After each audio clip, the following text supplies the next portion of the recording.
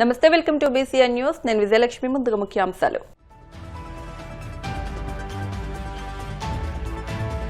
గణతంత్ర దినోత్సవం సందర్భంగా గవర్నర్ ఆధ్వర్యంలో ఎట్ హోమ్ కార్యక్రమం. వివిధ రంగాల ప్రముఖులు, స్వాతంత్ర సమరయోధులతో సందడిగా మారిన లోక్ భవన్.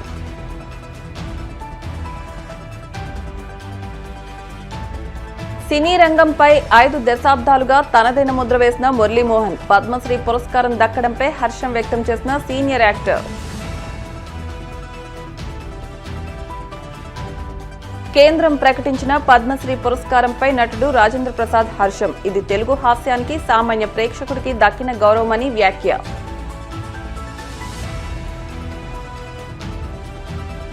వాడపల్లి వెంకన్న ఆలయంలో ప్రత్యేక పూజలు. మంగళ వాయిద్యాల నడుమ శ్రీ స్వామి అమ్మవార్లకు మేలుకొలుపు సేవ, ఈశ్వరి లక్ష్మీ హోమం.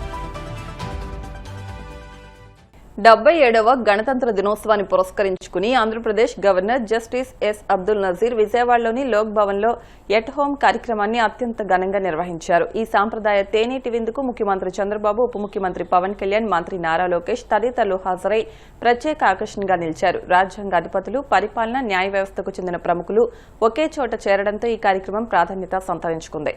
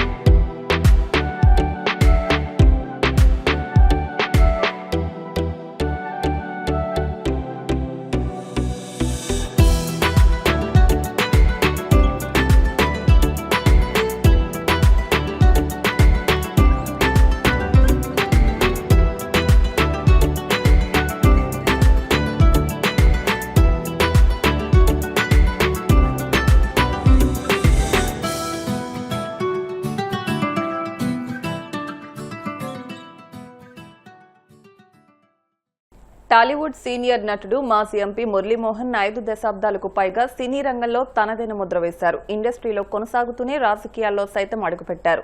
సుదీర్ఘకాలంగా పద్మ పురస్కారాల కోసం ఆయన పేరు పరిశీలనలో ఉన్నప్పటికీ ఆయనకు నిరాశ మిగిలింది. చివరకు 2026కి గాను కేంద్ర ప్రభుత్వం ప్రకటించిన పద్మ పురస్కారాల్లో ఆయనకు పద్మశ్రీ దక్కింది. తనకు పద్మ పురస్కారం దక్కడంపై మురళీమోహన్ హర్షం వ్యక్తం చేశారు. సంతోషంగా ఉంది నాకు, ఎందుకంటే ఎన్నో సంవత్సరాలుగా ఎదురు చూసిన ఈ పద్మ అవార్డ్స్ ఫంక్షన్ నిన్న సాయంత్రం 6 గంటలకు అనౌన్స్ చేసినప్పటి నుంచి అనేక మంది మిత్రులు, శ్రేయోభిలాషులు, మీడియా వారు అందరూ కూడా ఫోన్ చేస్తుంటే వాళ్ళందరికీ కూడా నా సంతోషాన్ని పంచుకునే అవకాశం నాకు వచ్చింది. మీకు ఎప్పుడో రావాల్సిందండి, ఇప్పటికైనా వచ్చిందంటే, sir nothing is late, it is లేటెస్ట్గా వచ్చిందండి అని చెప్పి, అన్ని మనం అనుకున్నప్పుడే రావు. తర్వాత ఏదైనా చెట్టుకు పండుగ చూసి కోసుకుందాం అన్నప్పుడు దొరికితే దాని అందం అప్పుడుతోటే పోద్ది. దొరకలేదు అని ఎదురు చూసిన తర్వాత దొరికితే దానికి వాల్యూ ఎక్కువ ఉంటుంది. ఇది కూడా నేను అలాగే ఫీల్ అవుతున్నాను. చాలా చాలా సంతోషంగా ఉంది. మిత్రులందరికీ కూడా నా శుభాకాంక్షలు తెలియజేస్తున్నాను. ఇంకా వేరే సందర్భంలో క్లియర్గా డీసెంట్గా తర్వాత మాట్లాడతాను. ఇంత మంచి అవార్డు వచ్చినందుకు ఇచ్చినటువంటి నరేంద్ర మోడీ గారికి, ప్రధానమంత్రి నరేంద్ర మోడీ గారికి, అలాగే ఆంధ్రప్రదేశ్ ముఖ్యమంత్రి చంద్రబాబు నాయుడు గారికి, తెలంగాణ రాష్ట్ర ముఖ్యమంత్రి రేవంత్ రెడ్డి గారికి, అలాగే మా చలనచిత్ర పరిశ్రమలో ఉన్న అందరి సహకారంతో, అలాగే అందరి పాత్రికేయ మిత్రులతోటి వాళ్ళందరికీ కూడా నా హృదయపూర్వకంగా నా శుభాకాంక్షలు తెలియజేస్తున్నాను. ఈ అవార్డు అందుకున్న తర్వాత తప్పక ఒకసారి మళ్ళీ డీటెయిల్డ్గా మళ్ళీ అప్పుడు ప్రెస్ మీట్ పెట్టుకొని చెప్తాను. ప్రముఖ నటుడు, నటకిరీటి రాజేంద్ర ప్రసాద్ కు కేంద్ర ప్రభుత్వం పద్మశ్రీ పురస్కారాన్ని ప్రకటించడంపై ఆయన హర్షం వ్యక్తం చేశారు. ఇది తన పూర్వజన్మ సుకృతంగా భావిస్తున్నానని, తన జీవితంలో ఈ రోజును ఎప్పటికీ మర్చిపోలేనని అన్నారు. ఈ గౌరవం కేవలం తనకు మాత్రమే కాదని, తెలుగు హాస్యానికి, వినోదాన్ని ఆస్వాదించే సామాన్య ప్రేక్షకుడికి దక్కిన గొప్ప గౌరవంగా భావిస్తున్నానని రాజేంద్ర ప్రసాద్ పేర్కొన్నారు. కళలను గౌరవించి తనను ఈ పురస్కారానికి ఎంపిక చేసిన కేంద్ర ప్రభుత్వానికి, జ్యూరీ సభ్యులకు ఆయన హృదయపూర్వక ధన్యవాదాలు తెలిపారు. నా ప్రాణానికి ప్రాణమైన తెలుగు ప్రేక్షక దేవుళ్ళందరికీ నమస్కారం. ఈరోజు నా జీవితంలో ఎంతో సంతోషకరమైన రోజు. భారత ప్రభుత్వం నాకు పద్మశ్రీ పురస్కారాన్ని ప్రకటించిందని తెలిసినప్పటి నుంచి నా కళ్ళు ఆనందంతో నిండిపోయాయి. ఒక నటుడిని గుర్తించి ఇంతటి గొప్ప గౌరవాన్ని అందించిన భారత ప్రభుత్వానికి నా శిరస్సు వంచి నమస్కరిస్తున్నాను. అలాగే నా పేరుని ఈ పురస్కారానికి సిఫార్సు చేసిన ఆంధ్రప్రదేశ్ ప్రభుత్వానికి, పెద్దలందరికీ నా ప్రత్యేక కృతజ్ఞతలు. నిజం చెప్పాలంటే ఈ అవార్డు నాది కాదు, మీది. 48 ఏళ్లుగా నన్ను ఒక నటుడిగా మాత్రమే కాకుండా మీ ఇంట్లో ఒక మనిషిగా, మీలో ఒకడిగా గుండెల్లో పెట్టుకుని చూసుకుంటున్నారు. నేను నవ్వించినా ఏడిపించినా మా రాజేంద్ర ప్రసాద్ అని మీరు చూపించిన ఆప్యాయత నాకు దక్కిన నిజమైన అదృష్టం. ఆ ప్రేమే ఈరోజు నన్ను ఇక్కడ దాకా నడిపించింది. 2 తెలుగు రాష్ట్రాల ప్రజలు నన్ను సొంత బిడ్డలాగా ఆదరించారు. మీ రుణం ఈ జన్మలో తీర్చుకోలేను. నాతో పాటు ఈ ఏడాది పద్మ పురస్కారాలు అందుకుంటున్న దేశంలోని మహానుభావులందరికీ నా శుభాకాంక్షలు తెలియజేస్తున్నాను. మీ ఆశీస్సులు ఎప్పుడూ నా మీద ఇలాగే ఉండాలి. బ్రతికున్నంత వరకు సర్వదా మీ రాజేంద్ర ప్రసాద్. కోనసీమ తిరుమలగా వర్ధిల్లుతున్న వాడపల్లి శ్రీ వెంకటేశ్వర స్వామి ఆలయంలో మంగళవారం ప్రత్యేక పూజలు వైభవంగా నిర్వహించారు. మంగళ వాయిద్యాల నడుమ శ్రీ స్వామి అమ్మవార్లకు మేలుకొలుపు సేవను నిర్వహించిన అనంతరం ఐశ్వర్య లక్ష్మి హోమాన్ని జరిపించారు. అర్చకులు శ్రీ స్వామి అమ్మవార్ల వసంత మండపంలో అష్టోత్తర పూజలను నిర్వహించగా ప్రత్యేక అలంకరణలో ఉన్న స్వామిని దర్శించుకుని భక్తులు తరించిపోయారు.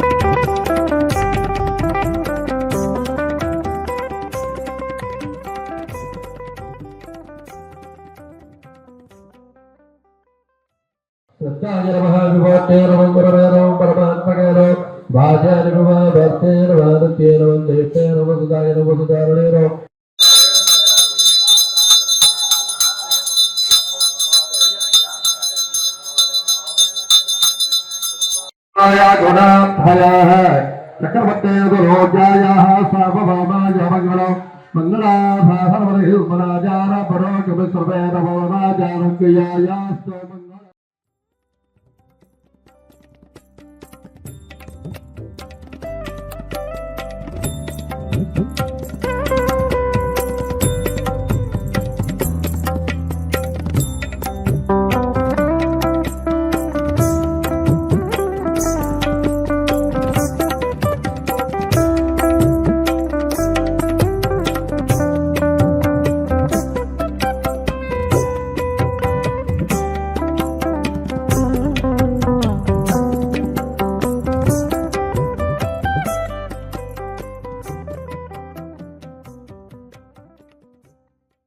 కాకినాడ రూరల్ మండలం తూరంగిలో అక్రమంగా నిల్వ ఉంచిన నిషేధిత అన్బ్రాండెడ్ సిగరెట్ల రాకెట్ ముఠా గుట్టును విజిలెన్స్ ఎన్ఫోర్స్మెంట్ అధికారులు రట్టు చేశారు. దాడులు నిర్వహించి సుమారు 1.75 కోట్లు విలువ చేసే అక్రమ నిల్వలను స్వాధీనం చేసుకున్నారు. తూరంగి బైపాస్ రోడ్డు సమీపంలో ఓ ఇంట్లో అక్రమంగా సిగరెట్ నిల్వలు ఉన్నాయన్న సమాచారంతో vigilance enforcement, GST, legal metrology, Indrapalem పోలీసులు సంయుక్తంగా దాడులు నిర్వహించి అక్రమ సిగరెట్ రాకెట్ ముఠా గుట్టు రట్టు చేశారు. ఈ సందర్భంగా విజిలెన్స్ ఎన్ఫోర్స్మెంట్ డీఎస్సీ తాతారావు దాడుల వివరాలను మీడియాకు వివరించారు.